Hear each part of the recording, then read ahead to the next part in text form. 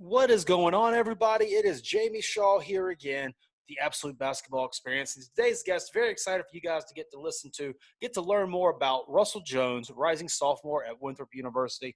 We get to go through his upbringing. We get to go through what drives him, what his goals and aspirations are, what we can look forward to from this Winthrop team moving forward, and everything else in between.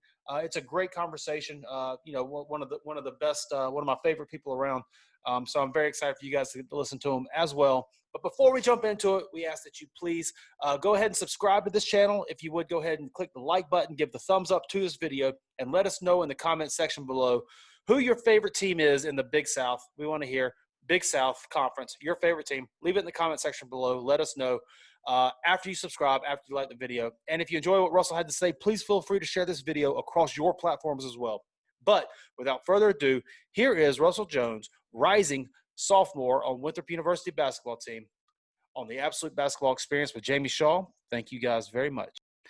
What is going on, everybody? Jamie Shaw here on the Absolute Basketball Experience. Very excited today to have rising Winthrop sophomore Russell Jones on the show with us. Russell, how's it going?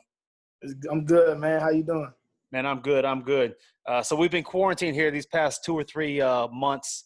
What is the best movie or show that you caught during quarantine? Best show, had to be hands down The Last Dance.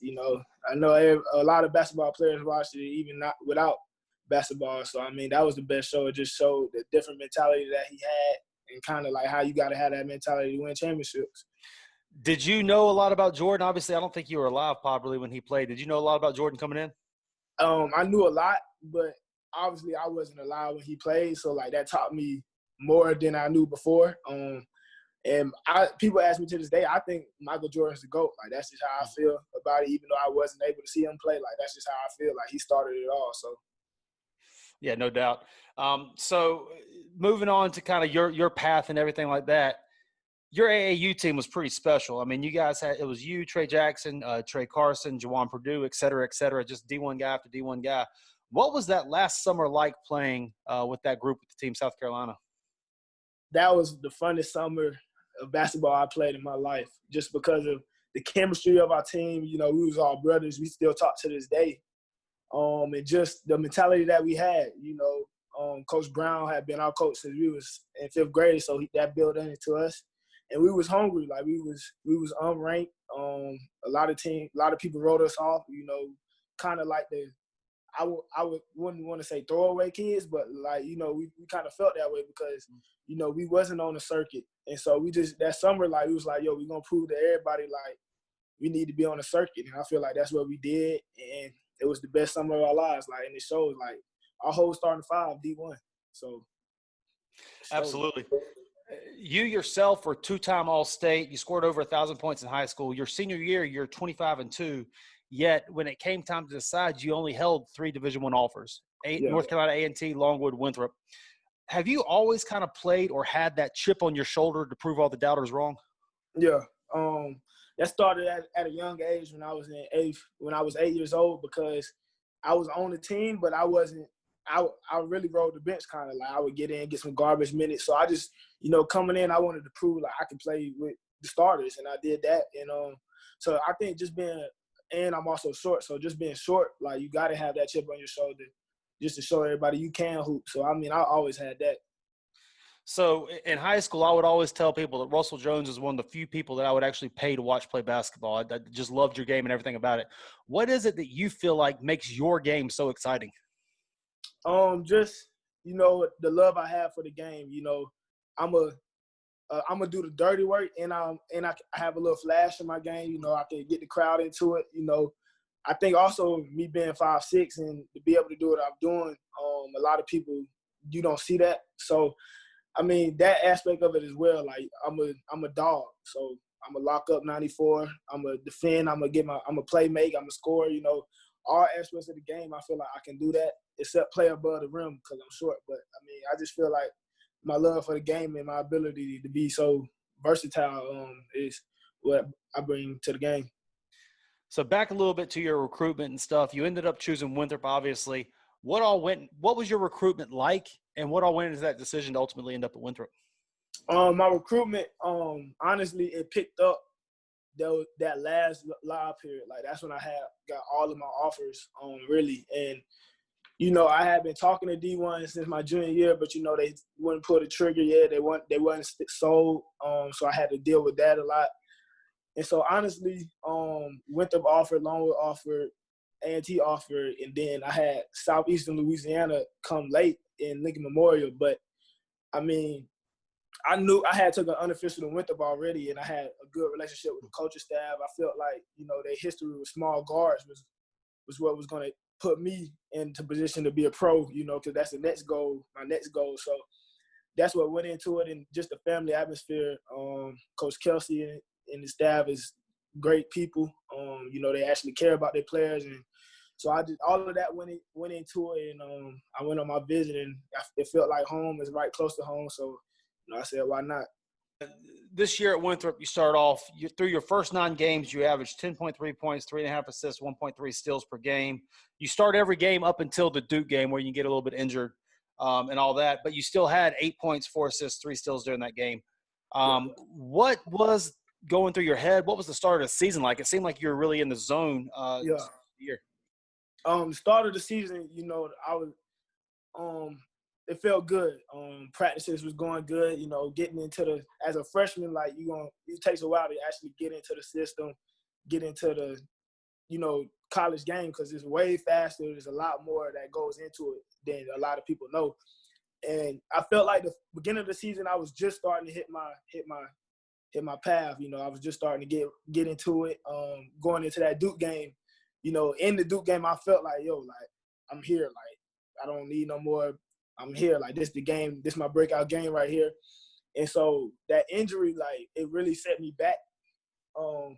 Just because I was out for really like a month, just dealing with that, and then it kept getting injured the rest of the season. So, but that first 9 games, it felt good. Like, I felt like, I'm here. And that was that. And then kind of about that Duke game specifically, Cameron Indoor Stadium, it's an all-time like goals and all that type of stuff.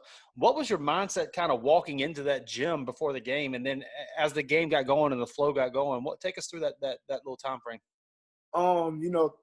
Cameron Indoor Stadium, that's like a one of a kind experience, especially if you're not playing in the ACC. A lot of people don't experience that, but the atmosphere was really crazy. And my mindset has always been like, if that guard ahead of me is ranked better than me, or they feel like he's better than me, I'm gonna show you why I'm playing. I'm gonna show you why I feel like he's not. So just going against Trey Jones, hopefully a first round pick this year, that really was my mindset. Like, best ACC Defensive Player of the Year, like, I'm about to show him, like, I feel you can't really check me. And I feel like I showed that a little bit that game. Obviously, I'm a freshman, so he got me some plays. But, my mentality was just to, go in and show that I could hoop and help my team win. That was the first goal, obviously, to win that game. We fell short. But, I mean, that was a big-time game for a freshman to play in.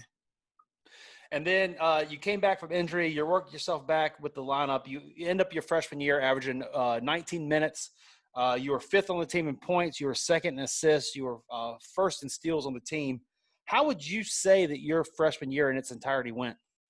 I really felt like I had more in me. And just, the injury, like, that really messed with my mind, because prior to that, I was showing like, yeah, I'm here. So the injury really set me back. But all in all, I feel like our team was just so well balanced. Our leading scorer averaged 13.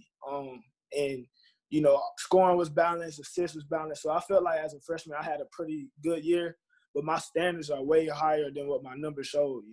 And I feel like I still have more to give. And really, they honestly didn't get a healthy rest the whole year. So, that's been my goal this offseason, is just to get my ankle healthy so I can produce at the numbers I was producing at and more at those first 9 games for the whole entire season.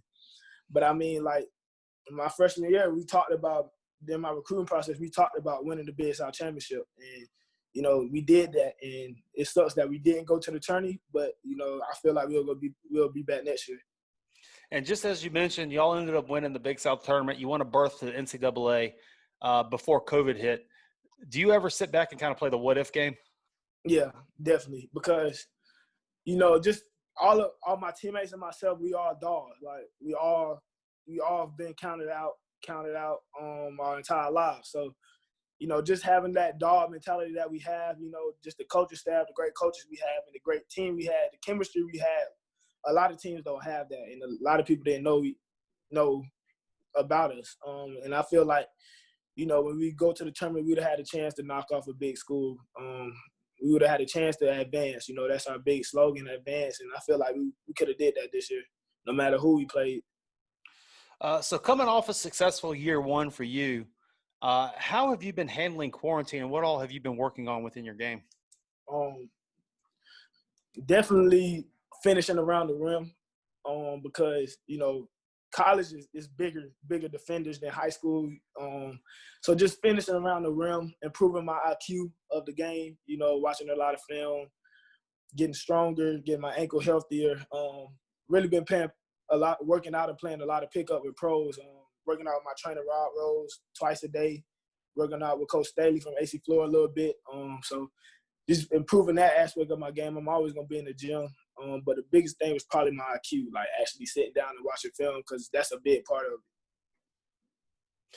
So Winthrop, we touched on a little bit earlier. Y'all returned most of your players from last year's team that won the Big South tournament. I believe Yeah. you only lose one.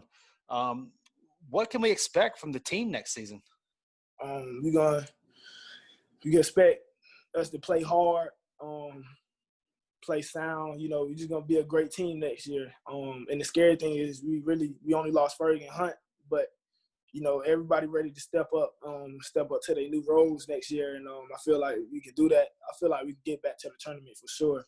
It's not gonna be an easy road. We got to put the work in, but I feel like no team in the country is gonna practice hard as us and go through that fire just because of our coach. Coach, Coach Kelsey's energy is crazy. So, he prepares us well for the season. I can't say that. And then you mentioned that everybody's going to take on new roles and everything next year. What new role can we expect Russell Jones to come into? Just, more of a vocal leader on offensive and defensive end, more of a facilitator, just a better point guard than I was last year. When I came in my freshman year, I didn't actually know the roles of a college point guard. I knew how to lead a team in high school, obviously, but it's definitely a different level. So just, now that I have a year under my belt, I'm ready to take that next step to be one of the best point guards in the conference, in the country, really. So, that's my goal, and I feel like I can take that role next year. And then looking back on your year one, outside of Duke and Cameron Indoor, what was the best atmosphere that you played in? It was 3 atmospheres that was kind of different. When we went to St. Mary's, obviously we knocked them off. That was a crazy atmosphere, just going to the West Coast. And then Fresno State on Paul George Day, the whole Clippers team was there. So that was a crazy atmosphere in itself. And then it had to be the Big South Championship, just because our arena was so packed. All of the students was there. It was a great sight to see. And just to win it on the home floor, it was a great feeling. And then you mentioned Trey Jones earlier, a hopeful draft pick this year and all that. Outside of him, who was the best player or the toughest matchup that you had this season? Jermaine Morrow out of Hampton.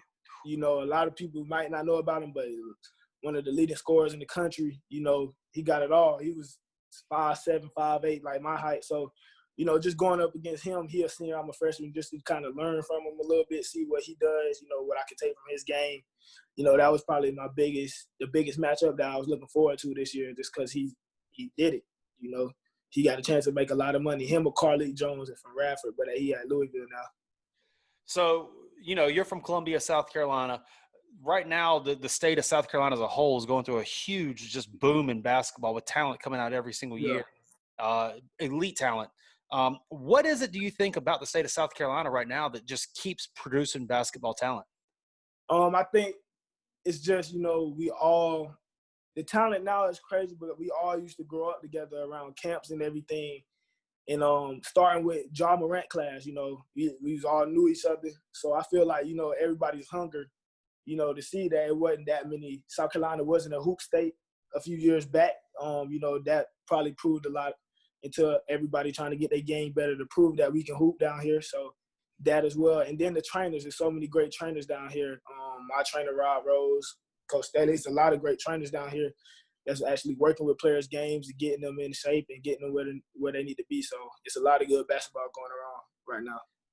And even if you weren't so entrenched with the state of South Carolina and stuff, if you hear that a player's from the state of South Carolina, what mentality does it automatically almost come to your mind? Oh, this guy is this guy plays like it.